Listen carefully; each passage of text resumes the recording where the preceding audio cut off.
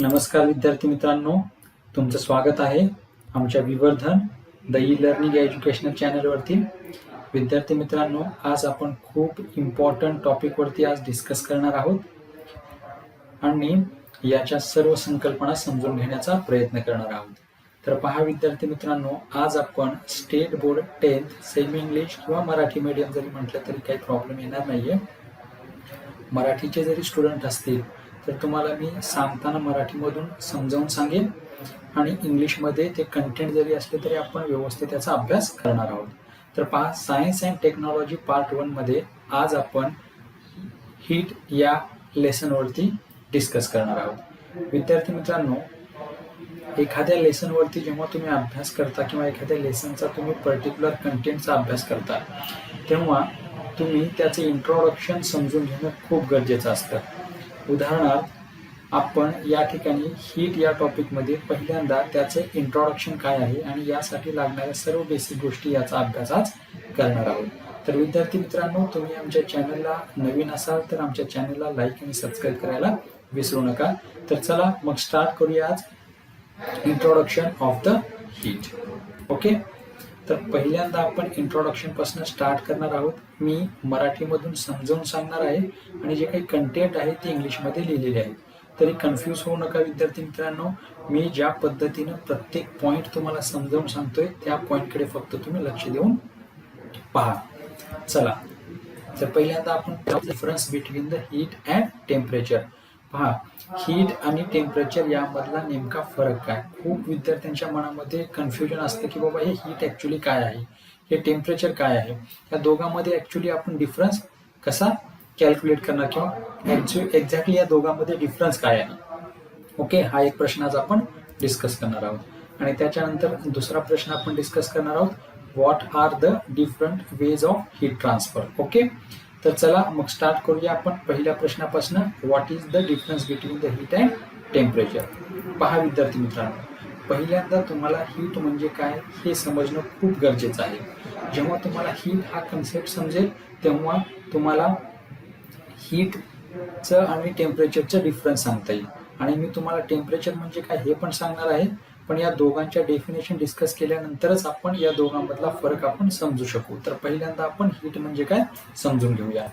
मी या ठिकाणी एक डायग्राम काढलेली आहे आणि या डायग्राम मध्ये दोन बॉडी दाखवलेल्या आहेत.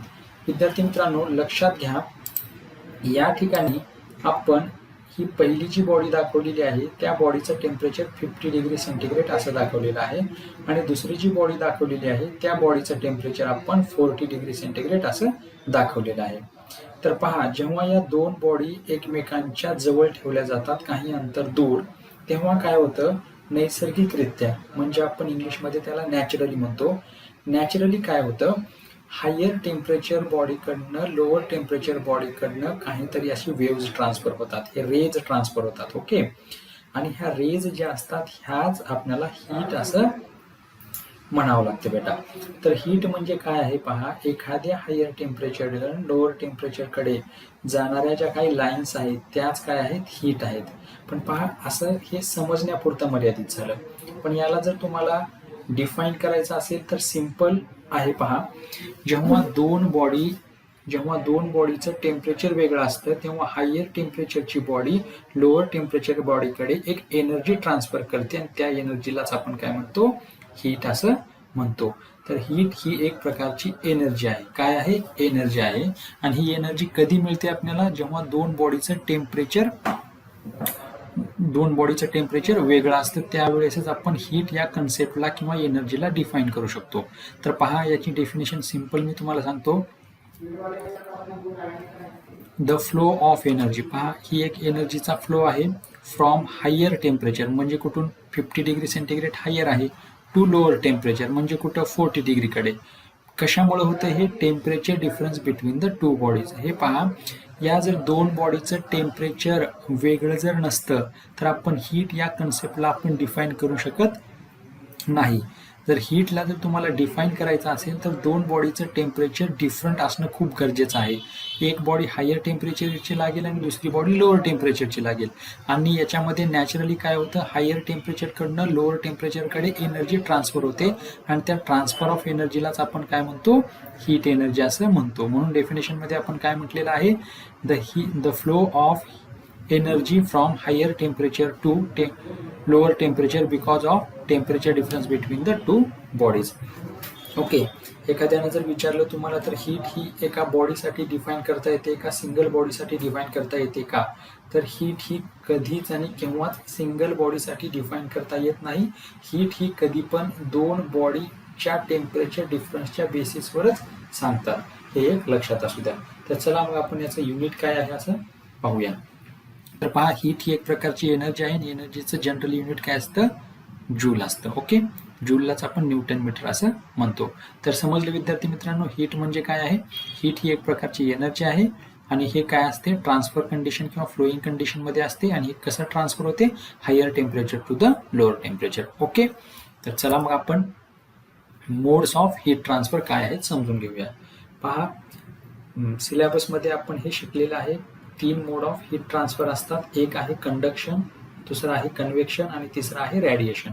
तर हे 3 टाईपनं काय होत असते, हीट फ्लो होत असते, हे एक लक्षात असू द्या तुमच्या. आता कंडक्शनचं जर एक्झाम्पल घ्यायचं झालं तर आपण समजा एक सॉलिड रॉड आहे. ओके, सॉलिड एक सपोज लोखंडाचा रॉड आहे, त्याच्या एका बाजूला जर तुम्ही हीट दिली तर त्याचं दुसरं एंड सुद्धा काय होतं, ऑटोमॅटिकली हीट होतं. ओके, एक कंडक्शनचे एक्झाम्पल आहे. आता कन्व्हेक्शनमध्ये काय पहा, आपण वॉटरला बॉईल करतो म्हणजे पाणी उकळतं, तर पाण्यामध्ये जो मोड ऑफ ट्रान्सफर ऑफ हीट असेल तो कन्व्हेक्शन असेल. आणि रेडिएशन म्हणजे काय असेल बेटा, आपण सूर्यापासून जी एनर्जी घेतो ती एक प्रकारची हीट एनर्जी आहे आणि कसल्याही पद्धतीच्या मीडियमचा वापर न करता हीट एनर्जी काय करते, सूर्यापासून पृथ्वीवरती येते. हे कशाचं एक्झाम्पल आहे, रेडिएशनचं. तर अशा सिंपल पद्धतीने तुम्हाला समजून घ्यायचं आहे, कंडक्शन काय असेल, कन्व्हेक्शन काय असेल आणि रेडिएशन काय असेल. कंडक्शन सॉलिडमध्ये होतं, कन्व्हेक्शन लिक्विडमध्ये होतं आणि रेडिएशन कशात होतं, विदाऊट मीडियम, म्हणजे मीडियमची गरज नाही. कन्व्हेक्शन होण्यासाठी इथं वॉटर मीडियम लागलं, कंडक्शन होण्यासाठी या ठिकाणी सॉलिड मीडियम लागलं. ओके बेटा, तर अशा पद्धतीनं मोड ऑफ हीट ट्रान्सफर किती आहेत, conduction, convection and radiation. Okay, तर चला मग आपण नेक्स्ट कन्सेप्ट समजूया, टेम्परेचर. काय समजायचं आहे आपल्याला आज, टेम्परेचर. आता हीट बद्दल तुम्हाला लक्षात आलं की हीट कशाला म्हणायचं, त्याचं मोड ऑफ हीट ट्रान्सफर काय आहेत आणि त्याचं युनिट काय आहे. आता आपण समजून घेऊया ऍक्च्युअली टेम्परेचर म्हणजे काय. ओके, तर पहा, टेम्परेचरसाठी परत मी एक सिंगल बॉडी कन्सिडर केलेली आहे, त्या बॉडीचं टेम्परेचर 50 डिग्री सेंटीग्रेड असं दाखवलेलं आहे. तर सिंपल आहे, टेम्परेचर हा कन्सेप्ट फक्त सिंगल बॉडीसाठी लागू होतो. म्हणजे टेम्परेचरला जर तुम्हाला डिफाईन करायचं असेल तर तुम्ही सिंगल बॉडीसाठी टेम्परेचर डिफाईन करू शकता, हे लक्षात असू द्या. म्हणजे काय पहा, एखाद्या बॉडीचं हॉटनेस किंवा कोल्डनेस म्हणजेच काय असेल, टेम्परेचर असेल. समजलं, म्हणजे काय, the degree of hotness or coldness of a body is non as a temperature. एखाद्या बॉडीचं हॉटनेस किंवा कोल्डनेसची क्षमता काय आहे, म्हणजेच काय आहे, त्या बॉडीचं टेम्परेचर काय आहे. ओके, तर हीट कधी आपण डिफाईन करू शकतो, दोन बॉडीसाठी जेव्हा टेम्परेचर डिफरन्स असतं. आणि टेम्परेचर कधी डिफाईन करू शकतो, जेव्हा एखाद्या बॉडीचं डिग्री काय आहे हॉटनेस किंवा कोल्डनेसची, याच्यावर आपण टेम्परेचर डिफाईन करू शकतो. तर याचं युनिट काय आहे असं पाहूया आपण.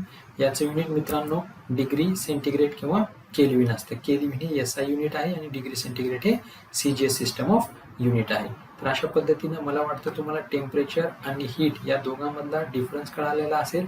तर याच्यामध्ये बेसिक कन्सेप्ट काय आहे हे लक्षात आलेलं असेल. आता या कॉन्सेप्टच्या आधारावरती हीट हा जो टॉपिक आहे तुमचा, जो की science and technology 10th standard सायन्समध्ये 5वं लेसन आहे, त्या 5व्या लेसनमध्ये पहिले जे 2 प्रश्न आहेत की what is the difference between heat and energy and what are the different modes of transfer of heat, हे तुम्हाला समजलेलं असेल.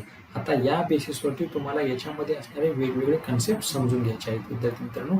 अशा पद्धतीने जर तुम्ही समजून घेतलात, अशा पद्धतीची जर तुमची स्टडी असेल तर प्रत्येक पॉईंट तुम्हाला समजायला काहीही अवघड जाणार नाही. तर विद्यार्थी मित्रांनो, चला मग तुम्ही जर आमच्या चॅनलला नवीन असाल तर आमच्या विद्यार्थी मित्रांनो चॅनलला लाईक आणि सबस्क्राईब करायला विसरू नका. अशाच विद्यार्थी मित्रांनो तुम्हाला व्हिडिओ माझ्याकडनं पाहिजे असतील तर तुम्ही प्लीज आमच्या चॅनलला लाईक आणि सबस्क्राईब करा, जेणेकरून मला तुमच्यापर्यंत माझं ज्ञान पोहोचवता येईल आणि तुमची कन्सेप्ट क्लिअर करता येतील. धन्यवाद विद्यार्थी.